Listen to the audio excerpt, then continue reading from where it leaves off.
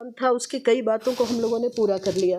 मैं अपनी स्पीच पिछले साल की जो देख रही थी उसमें एक हम लोगों ने संकुल बनाने का वादा किया था, तो उसमें हम लोगों ने इस समय 14 संकुल बनाए हैं।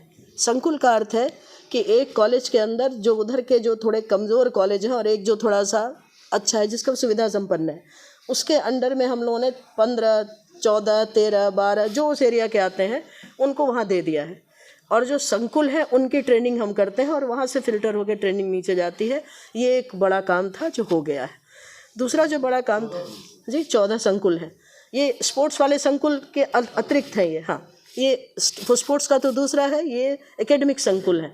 और इसमें जो है उनको कहा गया है कि आप अपने एरिया के लोगों की मीटिंग करिए। और कुछ संकुल बहुत अच्छा काम कर रहे हैं, मतलब किसी में 12 हैं, किसी में 11 हैं, किसी में 9 हैं। जो उनका जितना एरिया के कवर करते हैं वो कॉलेजेस वहाँ पे दिए गए हैं और उनके संकुल की रिपोर्ट यहाँ पर जमा होती है। मेरे पास सब जुड़े हुए हैं, मुझसे व्हाट्सएप से जुड़े हुए हैं सब, और वो अपनी अपनी रिपोर्ट हमारे पास भेजते रहते हैं। तो इससे पता चलता है कि कौन संकुल एक्टिव है, कौन उतना एक्टिव नहीं है।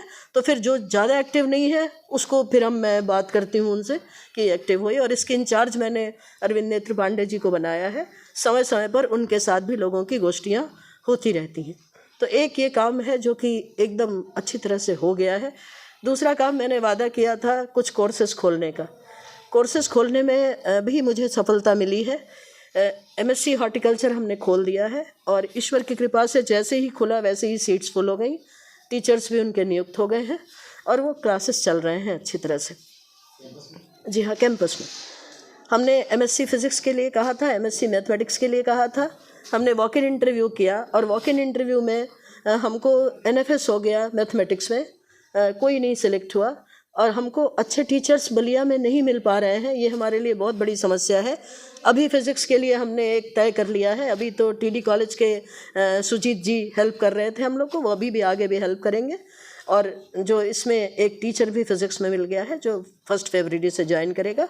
वैसे ही मैथमेटिक्स में भी है, 1 फरवरी से ज्वाइन करेंगे। लेकिन इनके क्लासेस अच्छी तरह से चल रहे हैं, ऑनलाइन क्लासेस चल रहे हैं। मैंने ग्रुप में जोड़ दिया है इनको और क्लासेस इनके चल रहे हैं।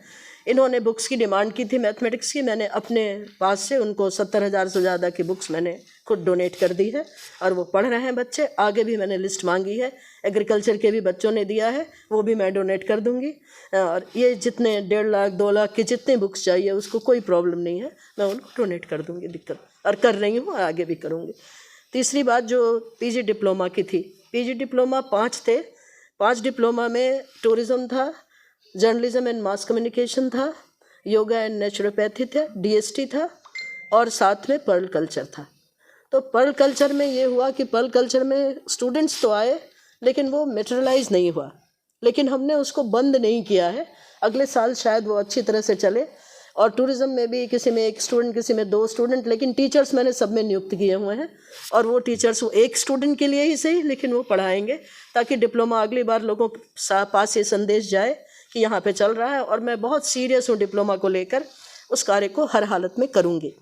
मैंने एक प्रोजेक्ट दिया है, अब तो आचार संहिता लग गई इसलिए वो प्रोजेक्ट के बारे में उतना डिटेल में नहीं बात कर सकती हूँ आपसे, लेकिन उसका एक रेप्लिका आप देखेंगे हमारा, जब आप यहाँ देखेंगे, जब हमारा हॉल में जाएंगे आप, जो गंगा भवन है उसमें जब जाएंगे तो यहाँ के करीब 20 हिस्टोरिकल प्लेसेस, जो बलिया के हिस्टोरिकल प्लेसेस हैं, उनको फ्लैक्स में बना के उनके बारे में लिखकर हम वहाँ पे लगाएंगे और उसको फिर अपनी गैलरी बनाएंगे, उसमें हम करेंगे ताकि लोग, बलिया के लोग ये जान सकें कि उनका हिस्टोरिकल इम्पोर्टेंस बलिया का क्या है।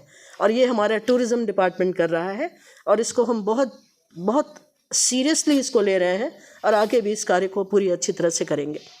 जहाँ तक कंस्ट्रक्शन का सवाल है, कंस्ट्रक्शन में आप UPPCL जो है वो हॉस्टल बना रहा है, बीच में रुक गया था। मुझे कुछ काम में समझ में नहीं आ रहा था, गलत लग रहा था कुछ काम, तो मैंने यहाँ के लोकल इंजीनियर को बुलाया, उन्होंने कुछ फॉल्ट पकड़ी उसमें, इसलिए मैंने काम रुकवा दिया था। फिर मैंने भवन निर्माण समिति की बैठक बुलाई और शमीम अहमद जी जो सचिव हैं वो आए थे और उनके साथ बहुत ही थॉरो डिस्कशन हुआ। फिर जो हमारे बिल्डिंग कमेटी के जो बहुत सीरियस व्यक्ति हैं V कुमार जी, वो भी बलिया के ही हैं, BHU में थे, अब रिटायर हो गए हैं, प्रोफेसर V कुमार, उनके पास उसको भेजा गया, उन्होंने उसको करेक्ट किया।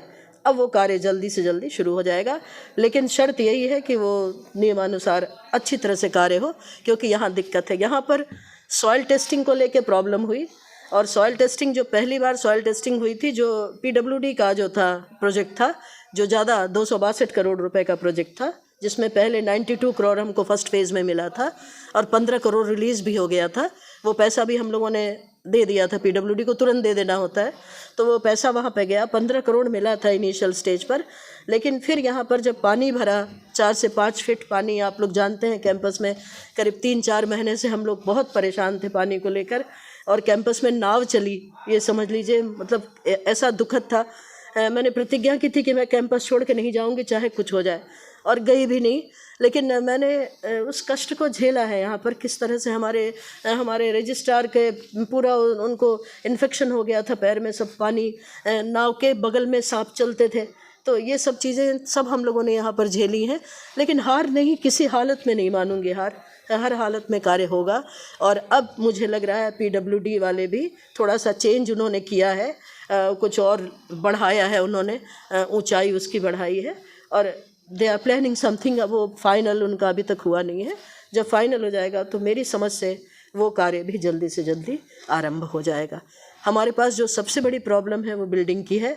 हम लोगों के एकेडमिक हमारा जो भवन है उसको मैंने 2 शिफ्ट में कर दिया है। सुबह का शिफ्ट जो 8 से 12 है, दूसरा शिफ्ट 12 से 4 है, और रोडवेज़ की जो बस है वो हमको मिल रही है, आती है, तो बच्चों को आने जाने में कोई दिक्कत नहीं है। तो इस तरह से 2 शिफ्ट में बड़े आराम से वो चल रहा है, अभी तक कोई दिक्कत नहीं है। लेकिन अगर हम कोर्सेज़ कुछ और बढ़ाएंगे, हमको गवर्नर मैडम ने बहुत से कोर्सेज़ दिए हैं चलाने के लिए, अगर हम उसमें कुछ और बढ़ाएंगे तो प्रॉब्लम अब आ सकती है, क्योंकि हमको लैब बनाना है। अभी फर्स्ट सेमेस्टर में लैब्स उतने नहीं होते हैं, सेकंड सेमेस्टर तक आके लैब बढ़ेंगे, तो लैब कहाँ बनाऊंगी? तो ये सब चीज़ें जब हम कोर्स चला रहे हैं तो कायदे से चलाएं, अच्छी तरह से चलाना चाहिए। मेन कैंपस होने के कारण हम लोग को बहुत सी चीज़ों में छूट मिली रहती है, जो कॉलेजेस को मान्यता मिलती है, और यूनिवर्सिटी ऑटोनमस बॉडी है, तो उसमें इतनी ज़्यादा रूल्स रेगुलेशंस नहीं होते हैं। लेकिन फिर भी हम ये चाहेंगे कि जब यहाँ चल रहा है तो उसका क्वालिटी वाइज कोई समझौता न किया जाए। तो जो पिछली बार की जो बात थी, जो पिछले में हम लोगों ने कहा था ये करने का, उसमें ज़्यादातर चीज़ें पूरी हो गई हैं। अभी आपको एक बात और बताएं, 2 MOUs हुई हैं।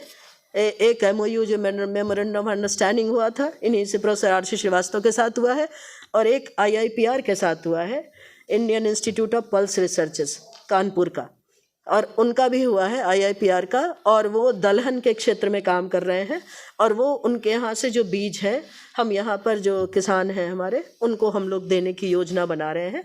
लेकिन अभी आचार संहिता में कुछ नहीं कहा जा सकता, इसलिए बाद में जब वो होगा तो मैं डिक्लेयर करूँगी कि हम लोग क्या करना चाहते हैं, क्या नहीं करना चाहते हैं, वो एक अलग बात है। तो इस क्षेत्र में भी आशातीत सफलता मिल रही है। दूसरा हमारा हॉर्टिकल्चर है। हॉर्टिकल्चर से आप IIVR जानते होंगे, अदलपुरा में है, वेजिटेबल रिसर्चेस पर है। IIVR भी हम लोग के साथ समझौता करने को तैयार है, क्योंकि बलिया पिछड़ा क्षेत्र होने के कारण सभी लोग चाहते हैं कि यहाँ पर कुछ किया जाए, काम किया जाए, तो वो भी इस क्षेत्र में काम करने के लिए तैयार हैं। तो मुझे लगता है कि टू बिगिन विथ इतना काफ़ी है। और रूरल डेवलपमेंट वाला जो हमारा एक प्रोजेक्ट था, पिछली बार मैंने आपसे बोला था, रूरल डेवलपमेंट के लिए RC श्रीवास्तव जी के यहाँ हमारे 5 टीचर्स गए थे, और उनकी फर्स्ट स्टेज की ट्रेनिंग हो गई है। उस दिशा में हम लोग वर्मी कंपोस्ट है जैसे, और इस तरह के मशरूम है, वर्मी कंपोस्ट है, इस तरह के कुछ कार्य हम लोग करना शुरू कर रहे हैं। टू बिगिन विथ इनिशिएट कर रहे हैं, तो उस क्षेत्र में कुछ कार्य करना आरंभ करेंगे। दिक्कत हमारे साथ क्या हो जाती है, देखिए, आप लोग अपने लोग हैं इसलिए कह रहे हैं, हम लोग योजनाएं बनाते हैं, पानी उसको बहा ले जाता है। तो हम कुछ करना चाहते हैं, पानी बहा ले जाता है। अगर मेरे जान देने से ये पानी रुक जाए तो मैं जान देने को तैयार हूँ। कैसे, क्या करूँ बताइए जी? हाँ, एक प्रोजेक्ट की ये बात है ना, प्रोजेक्ट जो बन रहा है, देखिए 2-3 सजेशन अभी वो आए थे, तब भी कुछ सजेशंस दिए गए। इसमें 2-3 सजेशंस हम लोगों ने दिए हुए हैं। एक तो होता है एक्यूफर, कहते हैं उसको। एक्यूफर होता है ना, जैसे फर्स्ट एक्यूफर है तो वहाँ पानी है यहाँ पे, लेकिन सेकंड एक्यूफर में पानी नहीं हो सकता है। तो इन्हीं लोगों का मॉडल है, पूसा वालों का मॉडल है सेकंड एक्यूफर तक।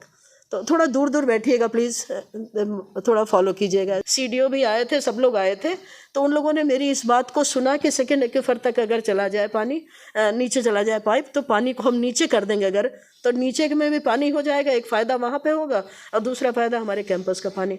तो 4 जगह ऐसी बात की जा रही है 4 एक्वीफर्स बनाने की, मतलब वो अंदर करके डिग करके अंदर जाके करने की।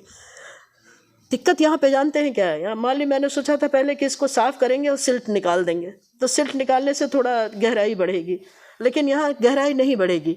पानी जो है ना सीपेज है, नीचे से पानी आता है, तो अगर हम मान लीजिए उसको खोद के थोड़ा और बड़ा करना चाहेंगे तो और पानी भर जाएगा उसके अंदर, क्योंकि नीचे का सिल्ट है ना, तो निकालेंगे तो पानी और भर जाएगा उसके अंदर, तो वहाँ हम कुछ नहीं कर सकते हैं। अब हम केवल ये कर सकते हैं, हम जैसे फिशरीज़ के लिए काम करना चाहते थे हम, कि यहाँ पे फिशेज़, ऑर्नामेंटल फिशेज़ करके उसका कुछ व्यवसाय शुरू करें तो थोड़ी इनकम हमारी यूनिवर्सिटी की बढ़े। ऑर्नामेंटल फ़िश के लिए उसको साफ़ करना ज़रूरी है, और वो साफ़ कभी नहीं होगा, क्योंकि मैंने बाद में मुझे लोगों ने बताया कि जब चंद्रशेखर जी थे तो उस समय उन्होंने एक बार उसको पूरा साफ़ करवाने की कोशिश की थी। जो यहाँ पुराने लोग हैं, ये सुरेंद्र बता रहा था कि जो पुराने हैं ना, वो पूरा साफ़ करवाए, बहुत मशीन्स लगी, और जैसे वो खाली करते थे दूसरे दिन फिर पानी भर जाता था। तो इसका मतलब है कि सीपेज है नीचे से, तो नीचे के पानी को तो आप कंट्रोल नहीं कर सकते हैं, एक्वीफर के थ्रू ही कर सकते हैं। और दूसरा मैंने एक सजेस्ट किया, यूकलिप्टस का पेड़, यूकलिप्टस पानी खींचता है बहुत ज़्यादा, तो जहाँ भी होता है वो ड्राई लैंड हो जाता है कुछ दिनों में, तो यूकलिप्टस अब सुरहा ताल को कितना कर सकता है इफेक्ट मुझे नहीं मालूम, लेकिन वो भी एक सजेशन है कि उसको भी किया जा सकता है, किनारे किनारे यूकलिप्टस लगा दें, लेकिन वो बहुत सफल नहीं होगा, जितना मुझे नहीं लगता कि बहुत ज़्यादा सफल होगा। इतना पानी है ना यहाँ, इतना पानी है कि वो क्या होगा, कहीं कुछ नहीं हो सकता।